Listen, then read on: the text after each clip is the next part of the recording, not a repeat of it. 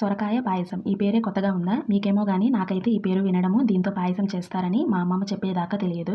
మా ఇంట్లో సొరకాయ ఉంటే సొరకాయ గారెలు లేదా సొరకాయ పచ్చడైతే చేస్తాను నేను. ఈసారి కూడా సొరకాయ గారెలే చేద్దామని తెప్పించా. కానీ ఈ సొరకాయను చూసి మా అమ్మమ్మ సొరకాయ పాయసం చెయ్యి బావుంటుందంటే నేను, నా కూతురు నోరెళ్ళబెట్టి మరీ నవ్వాం. దీంతో పాయసం చేస్తారా అనేసి. సర్లే చెప్పింది కదా అని ఎలా చేస్తారో మా అమ్మమ్మని అడిగి మరీ చేస్తున్నా.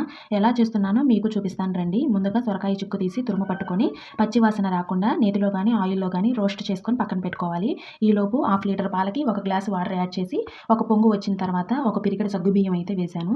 ఈ సగ్గుబియ్యం ఉడికాక ముందుగా రోస్ట్ చేసి పెట్టుకున్న సొరకాయ తురుము వేసి ఒక 5 నిమిషాలు అయితే ఉడికించుకోవాలి. ఆ తర్వాత టీ గ్లాస్‌తో ఒక 1 ½ గ్లాస్ షుగర్ అయితే వేస్తున్నాను. మీరు ఈ షుగర్‌కి బదులు బెల్లమైనా వేసుకోవచ్చు.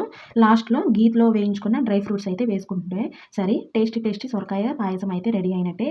మీరు ఈ రెసిపీ ట్రై చేసి ఎలా ఉందో కామెంట్ చేయండి. అలానే ఈ వీడియోకి ఒక చిన్న లైక్ ఇచ్చి మన ఛానల్‌ని ఫాలో అవ్వండి.